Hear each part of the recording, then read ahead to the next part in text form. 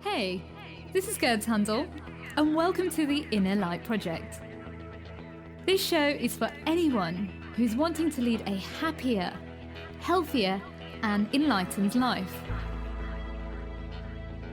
Create more self-love, inject more joy and abundance into their daily life.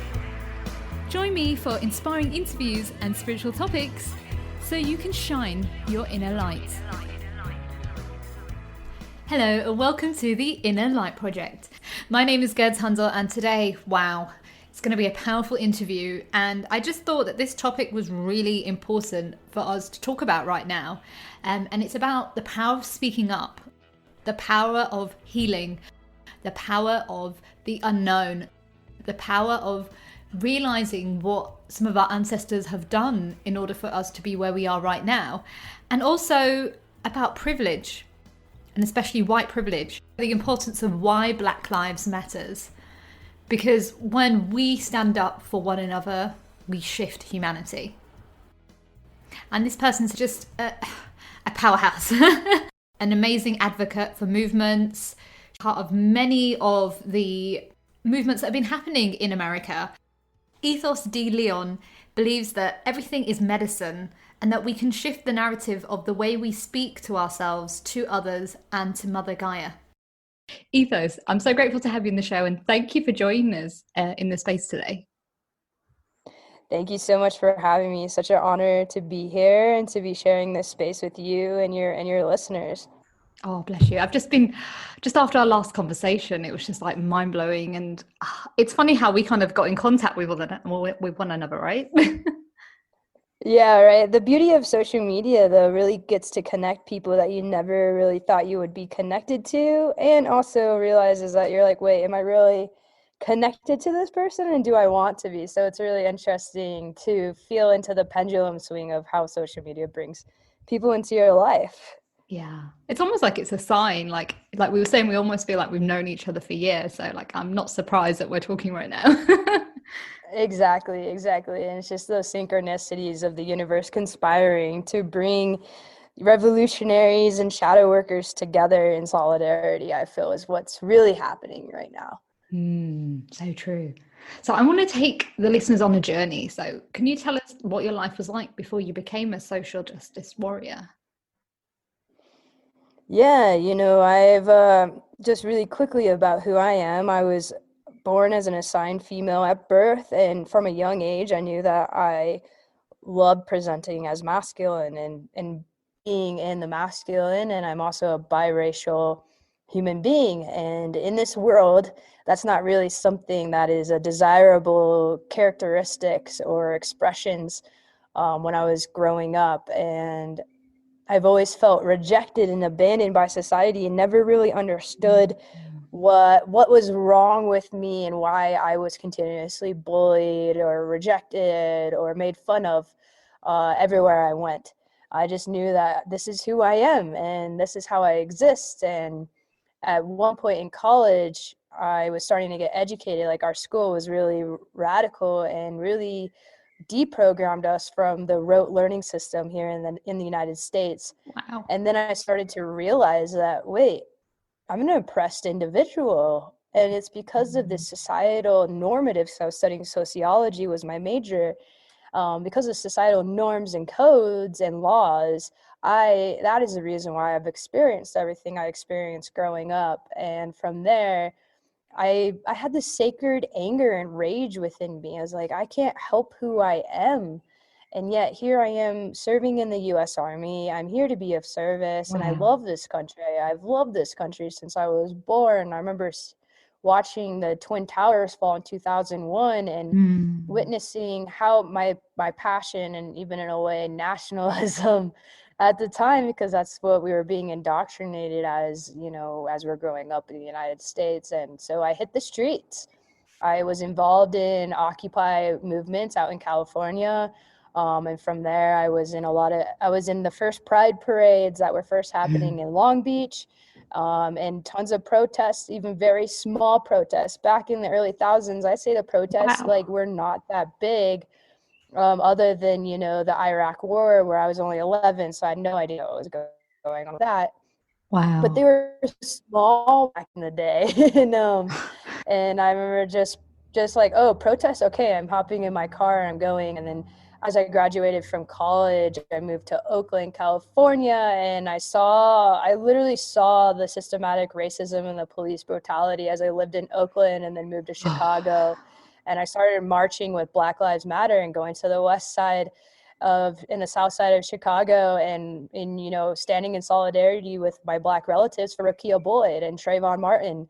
And I really witnessed police brutality and how they, no matter how peaceful we were, they were always going to incite violence. And we were just marching on the street standing just for these lives that were unjustly taken because of the color of their skin.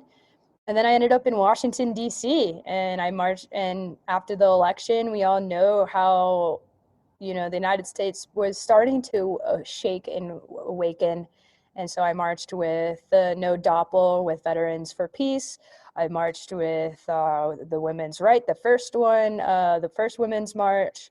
I was there at the Climate Change March. I also helped out the Climate Youth make their banners and provided them an art house space for them to create their art, and so many more. I can't even count how many now protests that I've been to. So yeah, Wow. I mean, I've been super passionate about being the voice for this, even though it's been a very scary, feeling pretty alone for a majority of my life, speaking out against the atrocities of this systematic oppression that happens in the United States and across this globe. Wow. What a journey. Wow. That blew me away with, oh, wow. It's interesting because, like, I'm so grateful for you sharing, like, what's happening in America because the way how the media masks things and the news system and like there's racism here as well. That's the thing, and people don't realize there's injustices here as well. But with British people, everything is very polite. Mhm. Everything's brushed over, as we were talking about Mm. last week. Everything is like, oh no, no, no, they didn't mean that, and literally they make you think that that wasn't wrong and that maybe there's something wrong with you. And that was like for me growing up, and many people I know growing up, like I've seen hands on people stopped by the police, people who are people of color and especially black people, just because they looked dodgy or looked weird or they looked like they were up to something. And I remember my brother back when 9/11 happened and he was stopped in London because he looked out of place.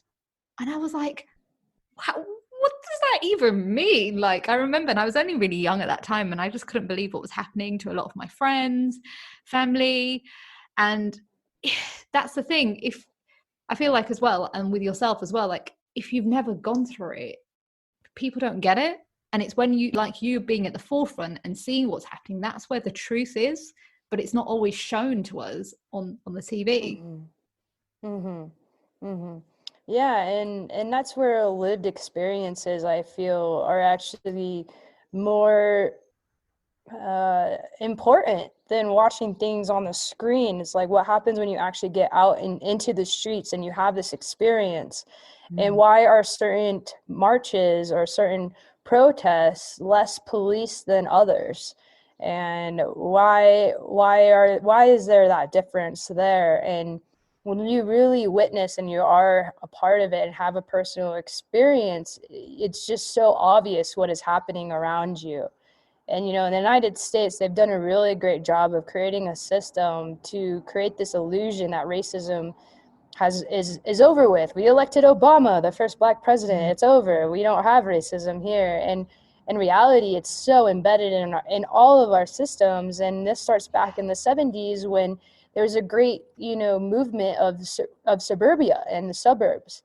And when you're in the suburbs, you really have no idea what's happening in the inner city. And not only that, Nixon and Reagan Yeah. and that presidency literally have created systematic racist words to disguise the new Jim Crow era, which is the war on drugs. Like Mm. for example, they created pictorial associations with certain words. Like, for example, when you hear thug, most of the time Mm. people associate a black person to the word thug or gangsta, or a brown person, a Latinx, or a black person to either of those words. And so they use those those particular semantics to really enforce the war on drugs, which really, in Michelle Alexander's The New Jim Crow, is literally the new Jim Crow. There's a mass incarceration going on for Black and brown bodies for cannabis or very minor things. And there's also proof that the CIA brought crack cocaine into the inner cities, and that the government is responsible for the opioid and the heroin, meth, and cocaine addictions that have happened in the United States. There's even proof that in Baltimore, when there were riots during the 1992, that the police went into the pharmacies and stole drugs there and distributed to drug dealers. So everything that we're witnessing in the United States has been fabricated and created to enforce racism and to enforce classism and racism. I mean, even American racism, back in the days of slavery, for example, you could look up Nathaniel Bacon's rebellion, and what Nathaniel Bacon was doing. He was a poor indentured farmer, and he was building a mass collective uprising against the elite plantation owners with the indentured white servants and the poor white farmers with the black slaves. And they literally had a fighting chance against the elite plantation owners. But what the plantation owners saw and what they did, they created the police system where they gave these poor whites this false sense of superiority and power over another, which is oppression in itself. And it's like, hey, you now have this badge of power and you get to have power over another. And back then, I mean, there's more survival and tribal tactics that they capitalized on, and that's where our entire police system is based off of, is this like literally domination and destruction of the masses coming together and rising against the elites. And this dates back all the way back to the French and, you know, the left and the right. This division of separation and the duality is so based in our history. And it's just like, when are we going to rise together and realize that Black lives not only matter, but they're sacred, and that those that have been oppressed the most are really the chosen ones, and that we have so much to learn from them. And that's just something that's so obvious once you take the time to educate yourself and to read and to witness and to be a part of, instead of just standing back in your mansions or in your suburbs and be like, oh, this isn't real. Like, well, how about you actually go there and find out for yourself if it's real or not? 100%. I'm so glad you said that. Like both of us were like keyboard warriors a few weeks ago with these type of people on social media and on Facebook, especially coaches who are white, who are not willing to accept the truth of it. And it was just shocking, and it was just so disappointing to see that this is the reality. But at the same time, I don't know if it was the same for you, it made me realize who were the real coaches and leaders out there who are willing to make a change in the world and who see everyone as one. And I wanted to take it back a little bit with what you said about the drugs. I totally understand this because I know from India, this stuff happens all the time. And like, say you're from a different religion, and I know this, like, my background is like, I was born and raised Sikh. I'm more spiritual now. That's just who I am. And when with Sikhism, it was all about warriors and like protecting and helping people, doing the good for the world. And a certain background decided to plant drugs within the area in India that is called Punjab, where there's a lot of Sikh people live. And the young generation started, like, normally, like, if you're a true Sikh, you don't cut your hair. That's part of how it is, like the religious side. Suddenly the young people started cutting their hair. Drugs were being planted and thrown over from different sides of the borders. And there is a big problem right now in Punjab of drugs and young people losing the plot, dying. And so I'm aware of what happens there. And what I'm trying to say here is that it happens globally. We just don't know about it until we, like you said, until we start reading about it. And like, if we think about racism began because of where I am, to be honest, where I'm born, unfortunately, in the UK. And it just blows my mind how a small country affected most of the world, and that they've created a system that makes white privilege think that they have this higher power than everyone else.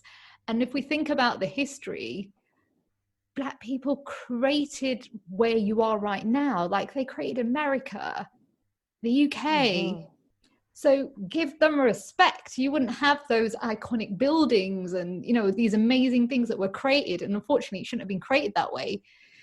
But that's the history. But we need to learn to respect and give them the respect that they should have been given from day one. Mm-hmm. Mm-hmm. It's just like astounding to me to even think that owning a human body is even fathomable.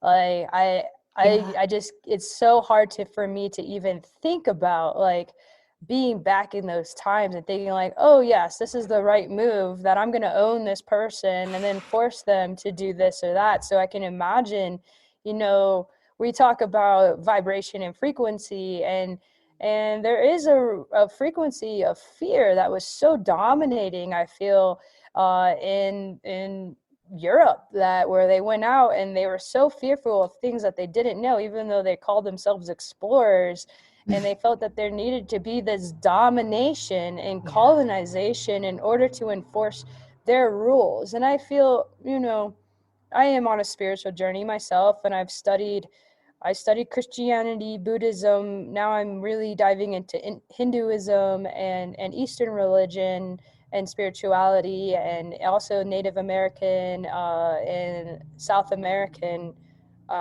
spirituality. Like I have a really well-rounded viewpoint on things, and it's just astounding to me that the white race, you know, I mean, there's 4 races that exist in Native American teaching and culture, just really had this need to dominate, which I believe is just based in fear of something outside oneself, or Mm, fear of something deep within themselves.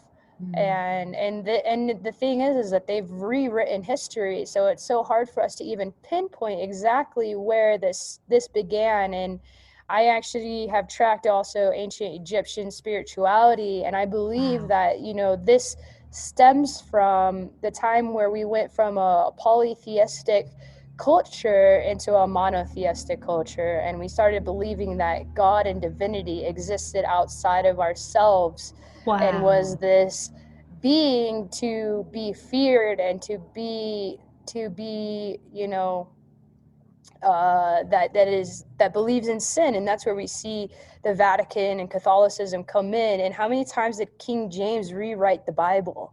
And how, and True. where is the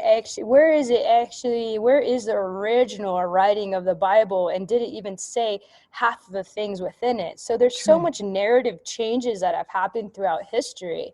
And I feel now, if we really tap into BIPOC spirituality and culture, that we can actually pinpoint the places where the message of spirituality is one, you know, for Mormonism, love one another, Yeah. choose the right. Those are like big things that came from my background. I was born and raised Mormon and practiced until I was 17.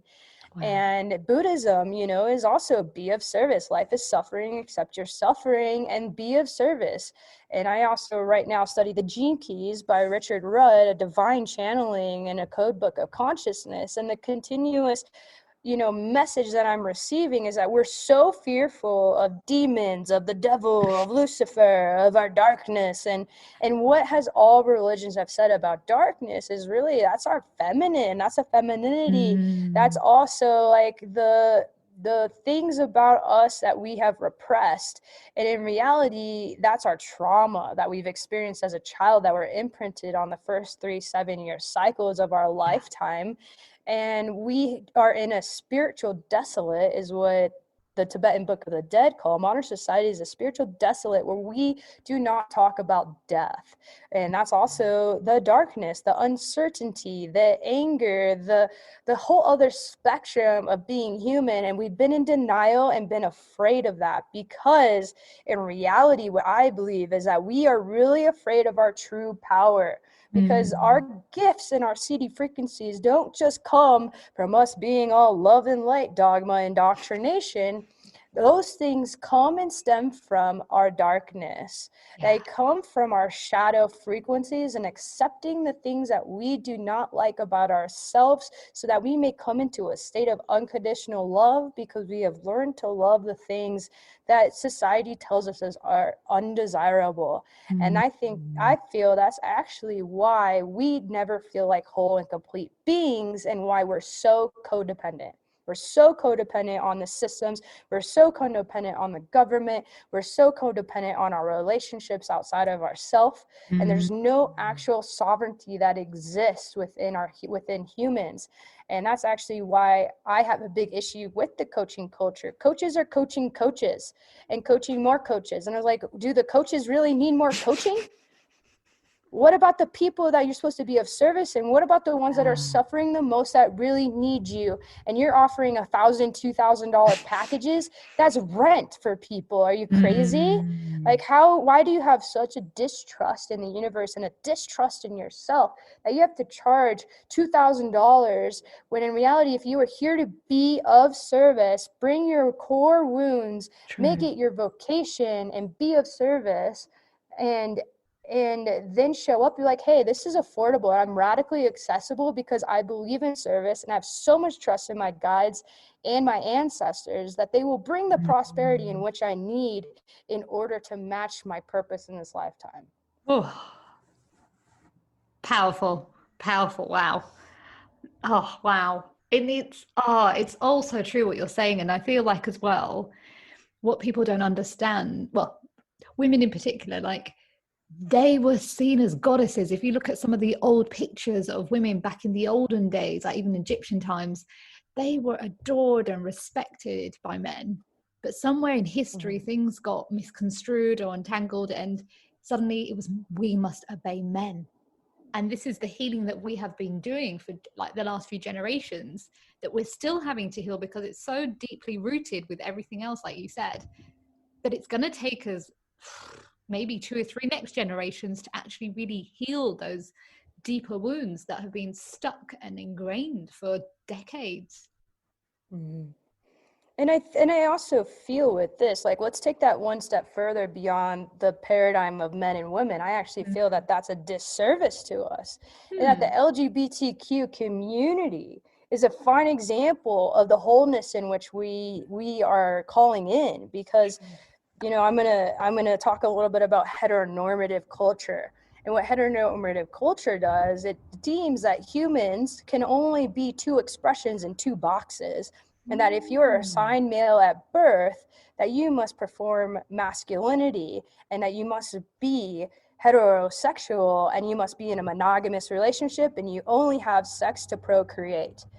And then over here we have the other side of the box, which is you're assigned female at birth, you must perform femininity, and you must be monogamous, and you can only have sex to procreate. And these sodomy laws in the United States are really obvious of that. You know, there's still sodomy laws in place. Like, for example, in my home state, Nevada, you cannot take group baths because that is a homophobic law.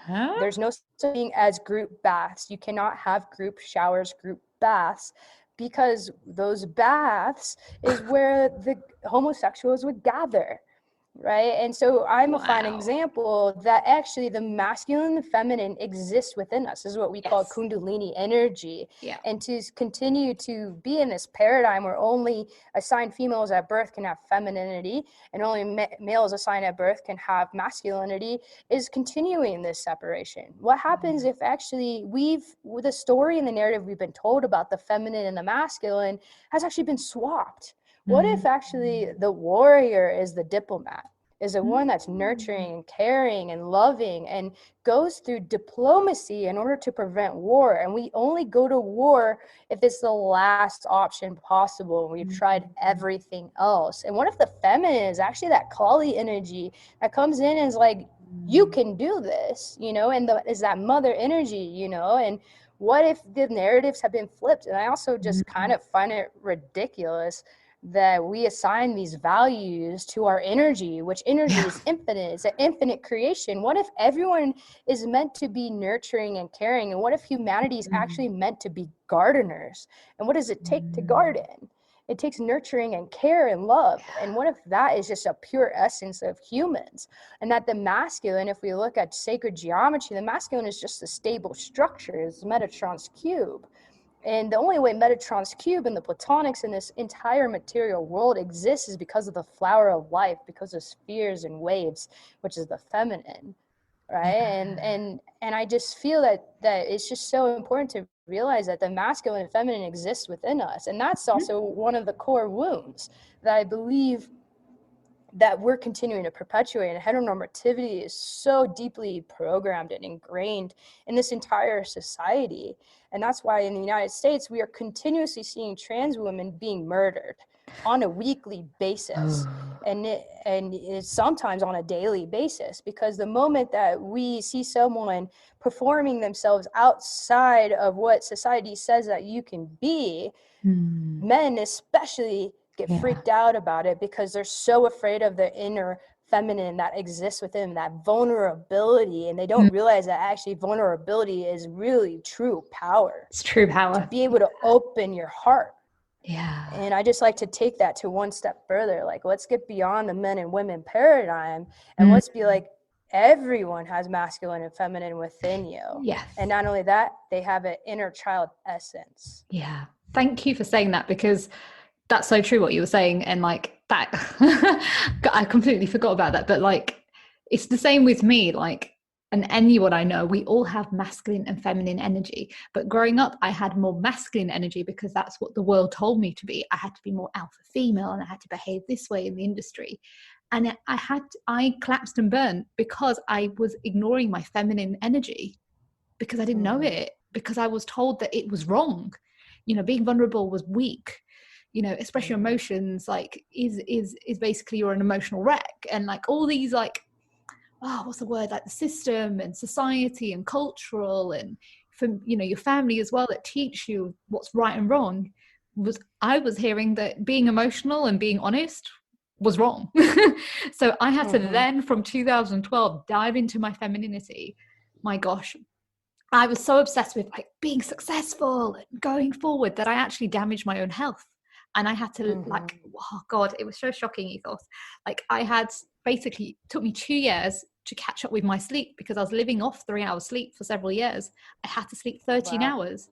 Yeah, because I ignored my feminine side, that my body that needed to nourish and rest. And that's what's happening in the world right now, is that people need to understand, not even just women, men as well. We all have masculine and feminine energy, and they come together. And we don't even have to have labels, but we just need to learn that to create our balances. And like you said, being vulnerable and, you know, being loving is the most important thing. And what's been happening in the world right now is showing that we need more love, that we've had so many divides in so many different ways, that really we need to break down those systems and come back as one, because we are all one. We are all the divine's children, no matter what color, age, background, ethnicity, any of that. We are all one. It's just the system that we were raised, and generations of our ancestors were raised on, were told we weren't good enough, or told there was something wrong with us. Yeah, exactly. And also, you know, something that I know that you and I talk about a lot on our Facebook is that in order for us to even get to that place of like, we are one, we have to be grounded and here and humble in our reality of like, we are humans in a human body having a human experience on this earth plane. And right now, as we've been talking, is that these systems are still prevalent. And they're robbing people of the opportunity to go after enlightenment, and only allowing the privileged to be able to go after that if so they choose. And this time is obsolete. It's done. We're moving into the age of Aquarius. And it's so important for us to look at reality. The Eighth Yoga Sutra says misperception is based in the false knowledge of what isn't. And when you're up in the clouds and you haven't grounded yourself after using psychedelics or working on ceremony, and you haven't integrated back into this reality, then you're missing an entire step. You're just like, let's jump. Let me just start at the bottom of the mountain, and it's all of a sudden let me jump to the top of the mountain. No, that's not how it works. And actually, Buddhism, every single spirituality, knowledge base literally talks about enjoying and being in the process and being here now. Ram Dass is very known for be here now.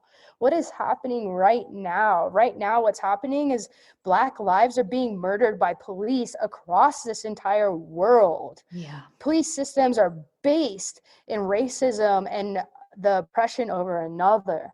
Indigenous folks are being murdered and killed and not taken care of with COVID, with pipelines, and that we're creating more oil pipelines in this world to continue an old paradigm that doesn't need to exist anymore. It's so obsolete. Why are we not transferring those funds to figure out a new way of energy? These power lines don't need to exist anymore, and they're causing fires all throughout the United States and on the West Coast. PG&E is guilty of that. What happens if we invest in finding out solar, and so everyone can have individual solar banks? The future is solar. The future is not this technology based on our natural resources. You can't even call it technology anymore. Like, what happens if we start creating new systems based off of nature, based off of sacred geometry, and based off of spirit? And that's what science is. Science is literally explaining spirit and the things that we cannot see. And if scientists realize that, and if spiritual folks realize that, then we can come together and actualize the indigenous prophecy of the North American eagle and the South American condor coming together, the heart and the mind synchronizing together, and to also graft away the things that do not work. It's okay to let go of things that no longer are serving us. And that's when we come back to our essence, come back to our roots. And I see that happening right now, where we realize, like, holy crap, like, we're a collective and your suffering is my suffering. And that we cannot go into this new paradigm until I acknowledge your suffering and the things that you have been through. And that's what our Black relatives are demanding of us. They're asking us, they've been begging for us to be like, just acknowledge what's been happening to us for over the last 400, 500 years. Just see it, please. And some of us are too ignorant and stubborn, because then it means that we perpetuated harm, and that means that we have to sit through guilt and shame because we're not ever given the tools to be able to work through that. And they're afraid to do the shadow work that has been through their ancestors. I think that's what it is. A lot of them are afraid to really go in and say, I can accept what's happened, but then do the work to change. And I think, well, with yourself as well, like we both were seeing in the last few weeks, was that all these people were like, peace, love, light. And it makes me laugh even saying it, but you can't have peace without justice. You have to get pissed. You have to get angry in order to find peace. Just like me doing the inner work and I'm always doing the inner work, but I started in 2012. I was pissed about what I realized, the patterns that I had growing up, the pain that I was seeing, the injustice I was seeing in the world. If I didn't get angry, I wouldn't have started doing the work, and I wouldn't have gone towards peace and joy and come back to that inner child. And I feel like it's the same with yourself, right? It's like we had to get angry to make a change, but then there's people saying, no, you shouldn't have anger. And it's like, no, that's part of the transformation.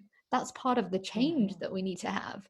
But first, it's going to be heavy. It's going to be feeling like there's an earthquake going on, because there's been so much pain for so long.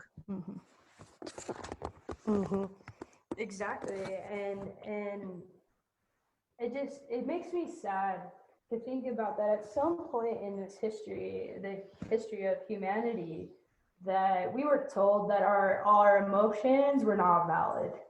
And I believe that's a collective trauma that we're all experiencing. And I know that's been a main, you shared also, this has been a main thing that we've had to work through. And in fact, that we get the opportunity to validate our own emotions, and then we do that, we can validate other people's emotions. And as I mentioned, I study the gene keys, and when you get to a certain point on your Venus sequence, it tells you about your core wound and your sacred wound that everyone has in this world. Every human has a sacred wound that they bring into this world. Otherwise, there would be no purpose. Why are we here if we didn't have fear? And it's actually interesting. I love Netflix. I love movies and I love TV shows and books. They're stories. And I'm watching season 2 of The Order, which talks about magicians and werewolves. And I love it. I love that kind of stuff. I love anything that talks about magic. And something that's so potent in one of the episodes is that this demon called Ragwan comes to this earth and was summoned, and he literally pulls the fear out of people and eats them. He loves fear. And what happens to the humans is that they don't have any fear, so there's no inhibition, and they just kill and punch and shoot each other or kill themselves. And in reality, what that message brought to me is like, our fear is our humanity. It's the reason why we are human. And that without our fear, how do we ever know that we're on the right path? And that's been my journey over the last 2 years as I've been an entrepreneur and really proud of my profession of being a network marketer, which is really the self-development profession. Yeah. It's taught me to like know when the fear is there. And I don't like do a flight or fight response anymore. I lean into it. I'm like, oh, the fear is there. What is the lesson that I get to learn? Because every time I've leaned into my fear of doing this or that, I've been rewarded tenfold over and over and over again. And if that's the truth, if fear is really our humanity, is the reason why we have compassion, empathy, and the reason why we don't go around murdering everyone or killing ourselves, and then why are we so afraid of it? Why are we rejecting it and being like, we don't want anything to do with that? In reality, our fear is here for a reason. So how can we learn to accept, allow, and embrace that fear and then transmute it, take it to another level and transmute it into something beautiful, right? Like the riots in Santa Monica, California, everyone boarded up. And what I saw a week later is artists painting beautiful art or murals on these boarded up walls. And I've been saying for years, what happens if we replace all these advertisements with art? What if we replace them with words of affirmations and mantras of affirmation? What kind of world would we turn into? Wow. And I see with the riots and boarding up and the artists coming out and like, oh, we have somewhere to paint where no one's gonna, try to charge us with graffiti or destroying public property. It's beautiful. It's absolutely beautiful. And that's what happens from the darkness, is that beauty is birthed. Yeah. So I love leaning into it. I think, well, we have to. If you want to do the work, you've got to do the shadow stuff. You've got to face the darkness, because without darkness, there is no light. You can't just enter the light. You have to go through and I remember it's just taking me back. I used to take like lots of photos when I was on my journey, and I used to always see tunnels and then see the darkness, and then always thinking, right, I will get towards the end of that tunnel and see the light. And over the years, that's what's happened. And that's what we have to do. Whatever is going on right now, we have to do our work. We have to face the fear and trust what comes up for us instead of running away. And I just wanted to take it a bit deeper, actually. Like, I know we've spoken about it before last week, that the skin color thing actually goes deeper within even our communities. I know for me, in India especially, I see it, and they have servants, which it shocks me still today. Like, how could it angers me, to be honest, that out there, if you're darker skin, even here, they treat you differently. And so the people that they have, and I hate saying servants, it makes me feel sick saying it. I just don't know what people who work for them, I'm going to say that, they treat them like they are nothing. And that's what disturbs me, is that you guys, like, you were mistreated in the past, but then you mistreat your own people because of the color of your skin, because some system told you to do that. And you see that within like the Bollywood industry. Like, there are people who whiten their skin so they can get on TV. That's fucked up. And like, even for me growing up, I was really fair skinned, then I went really dark, and I've always gone through different shades. And I've seen how I've been treated when I'm fairer and when I'm darker. And you can't make that shit up. And I've seen how like certain like aunties have treated certain people who are more fair skinned girls and be like, oh, they're so pretty, they would make a great daughter-in-law. And then someone who's darker, oh, nobody will want her. They're already signing them up to think that they're not good enough from a young age, like there's something wrong with them. And then they bring all this inferiority into them, like they now need to change their skin tone or dress in a different way, and they're always like constantly trying to prove themselves. That's what I mean. It runs so deep that people don't even see it. It even runs within like our nursery rhymes. It runs within cartoons that we grew up with. Like, it's so indoctrinated. I can't even say the word today. Indoctrinated within us from a young age that that's why people don't always see what the truth is. And this is why I say that love does not exist without accountability. And all these people are like, oh, I'm just loving, I'm just loving, I'm just loving.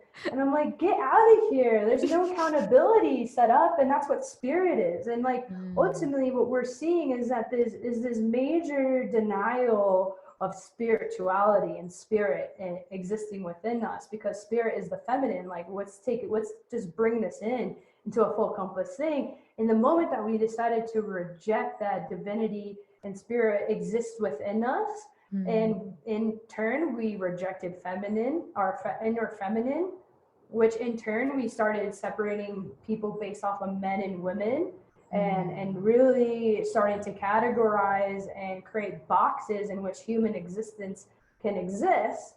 And then from there, that inner hatred of our feminine, or that denial and rejection of our feminine, and which we associate in the yin and yang, has one is white and one is black.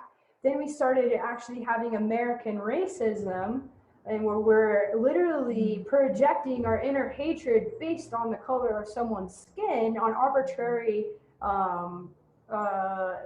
expressions.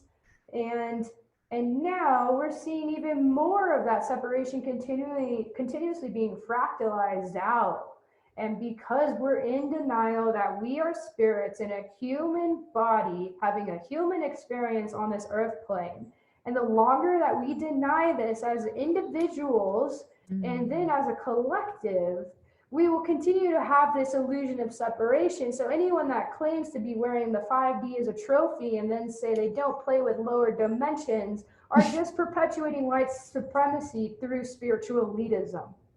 Because you know what? You are here walking on this sacred land that Pachamama has allowed you to have the privilege to do, and we are abusing that privilege.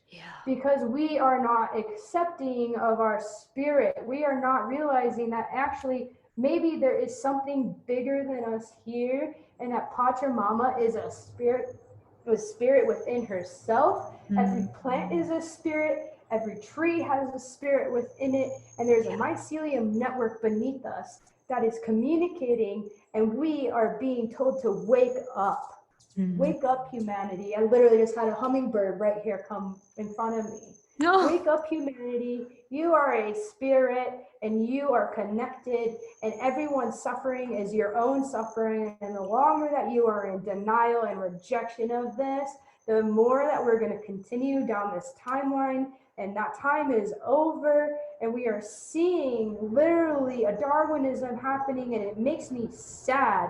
And especially in the United States, people not wearing face masks and gathering in groups of thousands. For example, the Trump rally in Tulsa, and we are literally seeing those genetics being obsolete. And it upsets me, because I believe that everyone should have an opportunity for enlightenment, but our systems and the people that are in charge have literally poisoned us over and over and over and over again. And this is why I'm so passionate on what I do, which is healing the gut through high vibrational nutrition and putting plant medicines back into people. And you know what? As much anger that I do have for Trump supporters and racists and white supremacists, they are the most indoctrinated, they are the most brainwashed, and they are the ones that have the most wounded childhoods and have not been held accountable and have not been held in unconditional love by their parents and their parents and generations before. And it's unfortunate that we are witnessing in a bigger picture that they are eliminating themselves from the gene code. They're almost, and that's what's happening. I was just going to say, it's almost like they're playing out what their ancestors did.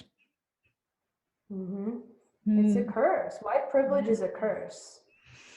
And you can either break through that curse and allow for your genes to continue, your genetics to continue, or you continue to be in this place of hatred and you no longer your DNA will no longer continue to grow. That's the law of attraction and why we procreate, because people are attracted to that. But we're seeing the masses awakening and realizing that that's not the way that we want to live. We don't want to live in a fascist regime. We don't want to live in Nazism. We don't want to live in white supremacy or in the Confederacy.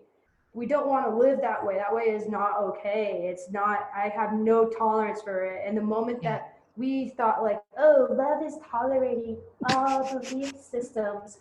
No, no, belief systems have killed people over and over again. And the moment that you, like, I'm going to continue to iterate this, the moment that you rob someone of the opportunity to chase after enlightenment, your belief system is not tolerated. It is no longer tolerated here, because I'm holding you accountable in the highest version of yourself. I am not going to let you walk around being a fear-based, hating person, because that's not who you are. That's who you've been taught and programmed to be. I'm going to hold you accountable, and I'm going to hold you at your highest self, and I'm going to let you know that you are not welcome here if you're going to continue this belief system. Oh, thank you for sharing that, because that just that reminded me of something a few weeks ago when I was speaking to other women empowerment coaches, and they were refusing to talk about what was happening in the world, and I was just like, and I remember you were like trying to help guide me, because I was so mad. I just was so angry. Like, how are they not getting it that, you know, you claim to be empowering women, yet you're basically not speaking up for all women.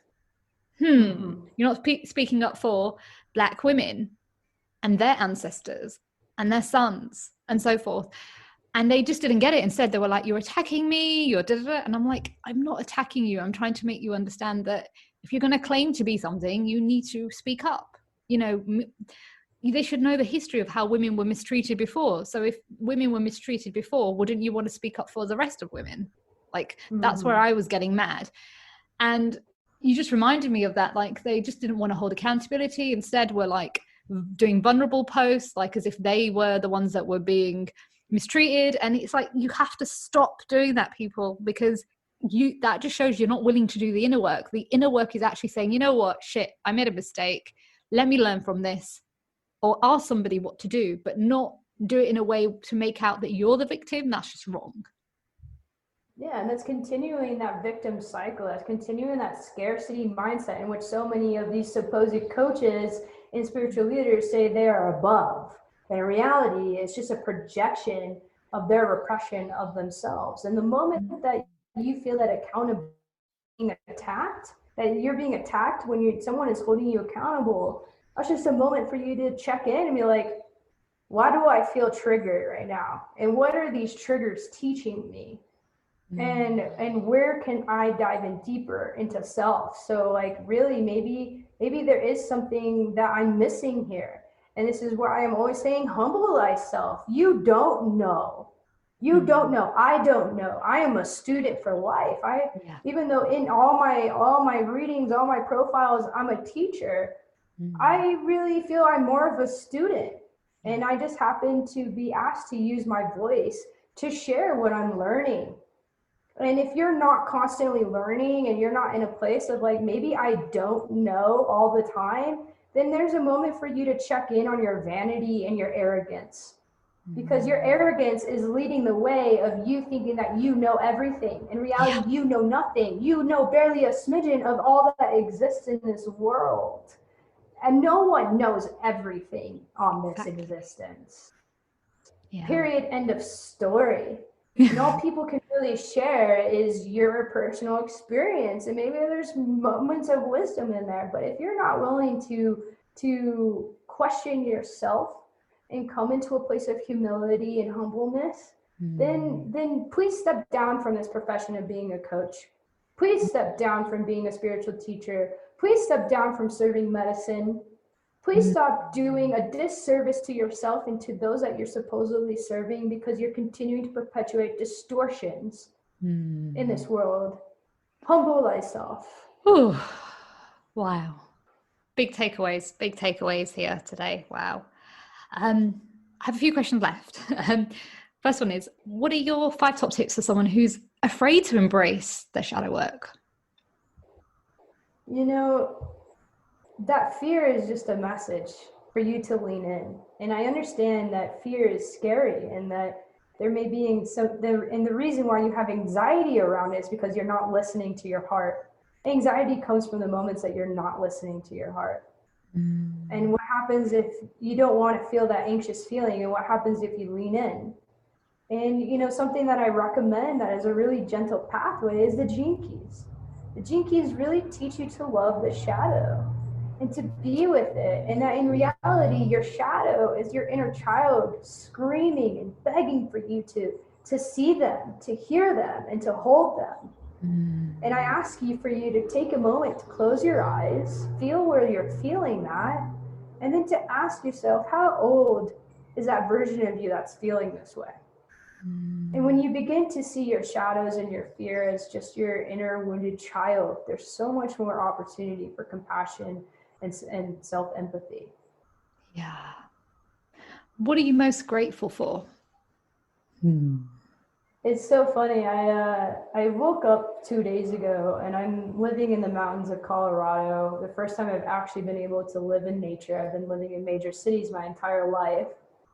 And I realized that I am so grateful for my mental health journey. I used to be plagued with depression and suicidal ideation, where I'd even wake up and brush my teeth in the morning. Wow.